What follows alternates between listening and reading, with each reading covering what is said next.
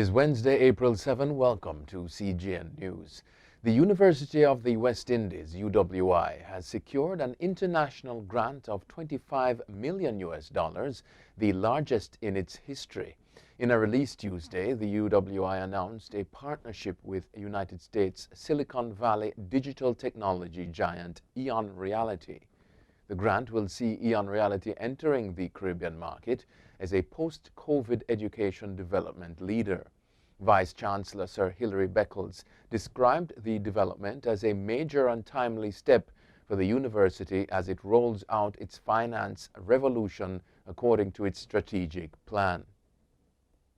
Trinidad and Tobago Prime Minister Dr. Keith Rowley has tested positive for COVID-19, his office said Tuesday. Rowley was tested after experiencing flu-like symptoms on Monday, according to a government statement. He's isolated and under medical supervision, officials said, offering no other details.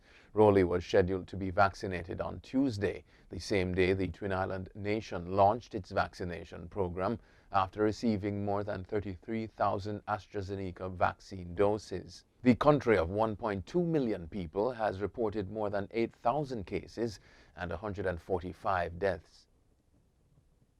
The U.S. Center for Disease Control has issued an advisory for Americans warning them not to travel to Jamaica. It described Jamaica's COVID-19 level as very high and cautioned that even fully vaccinated people may be at risk of getting infected. If you travel to Jamaica, get fully vaccinated before travel. All travelers should wear a mask, stay 6 feet from others, avoid crowds, and wash their hands, an advisory said. Haiti does not have a single vaccine to offer its more than 11 million people, raising concerns that the well-being of Haitians is being pushed aside as political instability deepens. Haiti is set to receive 756,000 doses of the AstraZeneca vaccine through a United Nations program. The free doses were scheduled to arrive in May, but delays are expected because Haiti missed a deadline and the Indian manufacturer is now prioritizing an increase in domestic demand. The country also didn't apply for a pilot program in which it would have received some of its allotted doses early, according to the Pan American Health Organization. Barbados' new minimum wage took effect Thursday, despite concerns expressed by the private sector that the timing is wrong. The Barbados Private Sector Association had called for a delay until January 2022 to give businesses a chance to bounce back from the losses caused by the pandemic.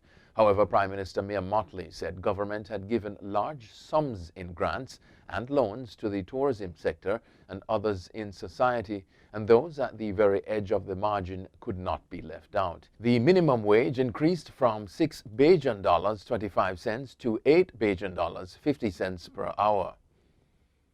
Jamaica has finalized arrangements with global cruise company Norwegian Cruise Line to homeport one of their vessels, the Norwegian Joy, in Montego Bay, St. James. Tourism Minister Edmund Bartlett said service will begin on August 7.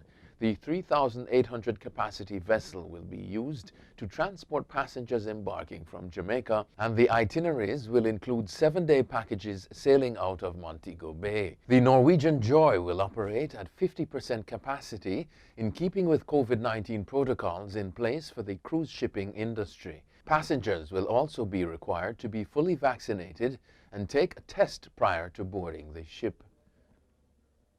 Overseas now, the White House has ruled out national COVID-19 vaccination passports for Americans, saying citizens' privacy and rights should be protected. Schemes to introduce such passports have been touted around the world as a way to enable safe circulation of people while fighting the pandemic. The U.S. said it did not and would not support a, quote, system that requires Americans to carry a credential, end quote. Arkansas has become the first U.S. state to outlaw gender-confirming treatments and surgery for transgender people under the age of 18. The bill also, in effect, bans doctors from providing puberty blockers or from referring them to other providers for the treatment. The Republican state governor had vetoed the bill, calling it a vast government overreach. The bill has faced much opposition from groups including the American Academy of Pediatrics, It said the law would increase their already high risk of suicide. 2 doormen have been fired after they allegedly failed to intervene as an Asian American woman was being attacked in New York. The 65-year-old woman was admitted to hospital after she was brutally attacked last month. CCTV video appeared to show staff at the Manhattan building watching without intervening. The owners of the building said the men assisted the woman after the attacker left. The incident comes amid a rise in anti-Asian crimes, including a deadly attack in Atlanta in which 3 women of Asian descent were among the 8 dead. The union said that the employees had started a process to challenge their dismissal. The winner of Sri Lanka's biggest beauty prize has suffered head injuries after a brawl broke out on stage. Beauty queen Pushpika De Silva won the Mrs. Sri Lanka title at a ceremony broadcast on national TV on Sunday.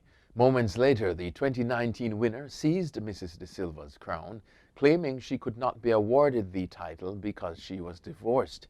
The prize has now been returned to Mrs. De Silva after pageant organizers confirmed she's not a divorcee. That's it for CGN News. I'm Scott Wilson. Thanks for watching.